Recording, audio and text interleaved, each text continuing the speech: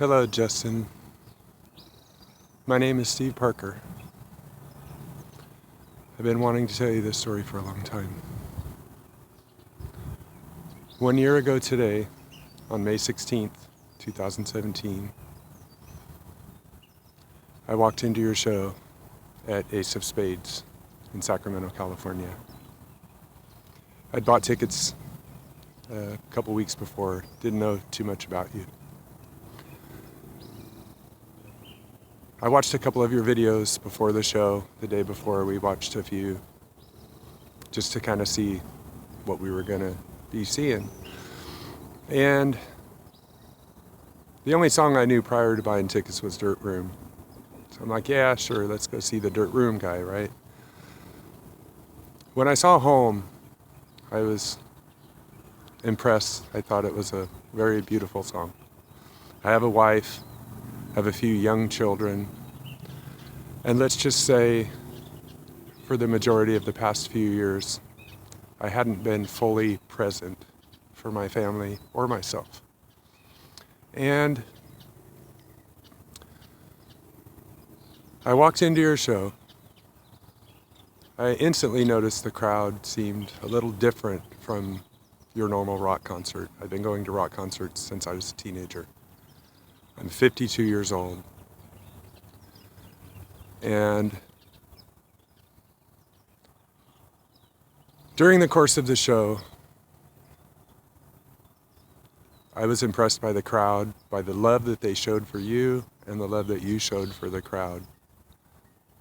It was the love and the warmth in the building was so thick that you could cut it with a knife. It was just unbelievable. Before the song Into the Ocean, you told a story. I'd been carrying a lot of pain, a lot of guilt, a lot of hurt from choices I made and things that were done to me by others, things that I couldn't take back.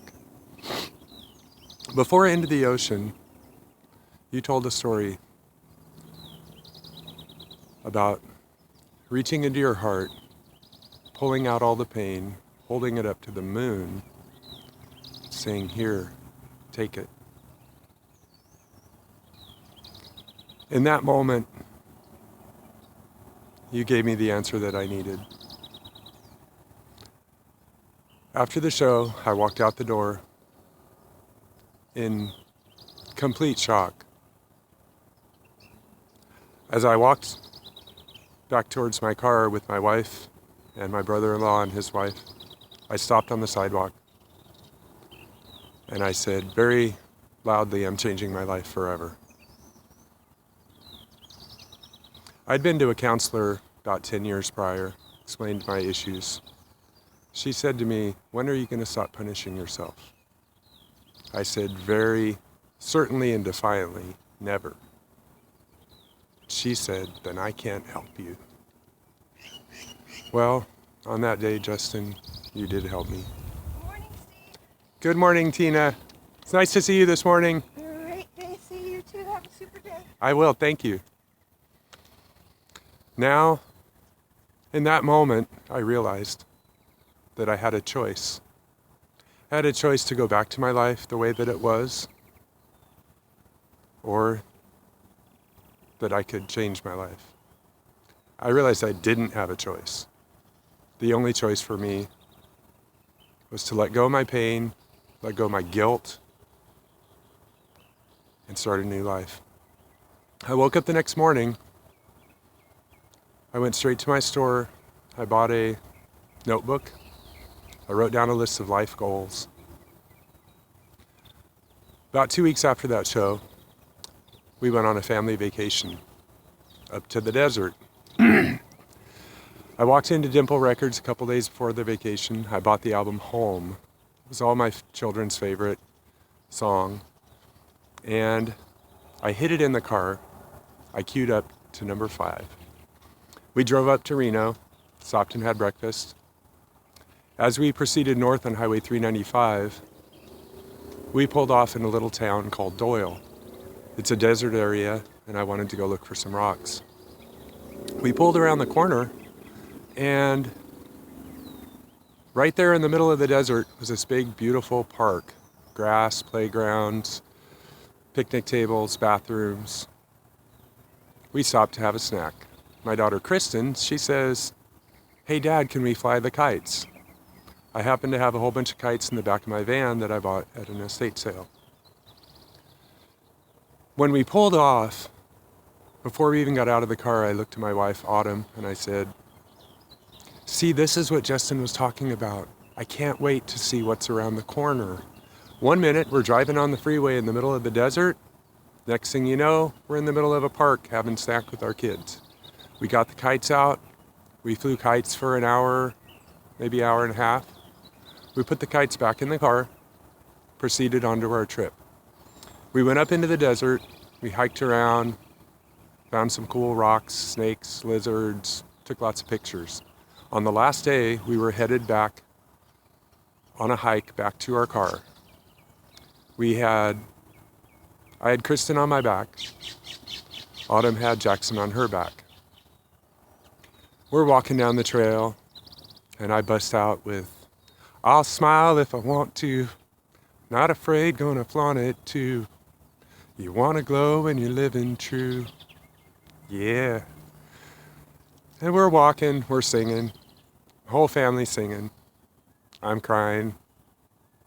Said to my wife, "I really wish that Justin could see us right now, see what he's done for my family." She offered to take a video, but I didn't want to ruin the moment. So we just kept walking along, singing. After that trip, I spent the last year every morning, go for my morning walk, listen to Blue October. I like to listen to your interviews. I like to hear you talk. You're very inspirational. One day, a few months after that trip, I was listening to an interview you did, and a man asked you what it was like to sing the old dark music, and he said, "Is it hard for you?" And you said, "No, it's not." He said, "That's a reflection of who I am and where I've come from. And every show that I play, there's 1 or 2 or 10 or 20 people out in that show that need to hear that message. I was one of those people. You changed my life forever. In one show, in one story, you changed my life." Another interview I was watching, a man asked you the album Home. He said, what was the sound you were going for? It's much different than your other music. And you said, "I wanted it to sound like you were in the desert." I stopped the tape at that moment. I went back home, woke Autumn up at 6 o'clock in the morning. I said, "Autumn, you have to hear this." I played the interview. You got to the point where you said, "I wanted it to sound like you were in the desert." I stopped it and I said, "Can you believe that?" And she said, "Have you listened to the rest of the interview?" And I said, "No." So we both looked at my phone, hit play. The next thing you said was, "I wanted it to sound like you were a kite flying in the desert." I about had a heart attack. Like, how crazy is that? I've never in my life flown a kite in the desert prior to that vacation, and never have since. I don't know anybody who ever has. But we lived the experience that you envisioned. 1 year ago today, I drank my last alcohol at your show. It was the last time I was ever drunk. Tomorrow will be my 1-year sobriety date. My 1-year birthday. I did it, bro. And I just wanted to take this moment to thank you for giving me that inspiration, for placing your heart into my soul, changing me. I've never been able to do it before. And your words, I saw what you had. I saw your glow. I saw your passion for life. I had to have it. I didn't have any other choice. I had to have what you have. So thank you, Justin. Thank you very much, all the members of Blue October. I also would like to say thank you to your wife, Sarah, and your children. The sacrifice that they make every day and the sacrifice that you make to help inspire others and to share your love with the world is a big sacrifice. I don't know if I could do it, but you change people's lives every day. I'm not the first. I certainly won't be the last. So, oh yeah, and one more thing. You see this smile? You see this smile? It's all because of you. Life is too short. Enjoy that shit. I love you, brother. Thank you so much. I can't wait to see you. My first meet and greet is 1 month. I'll see you in Sacramento, bro. Give you a big hug. Thank you. Have a great day, my friend. Stay sticky.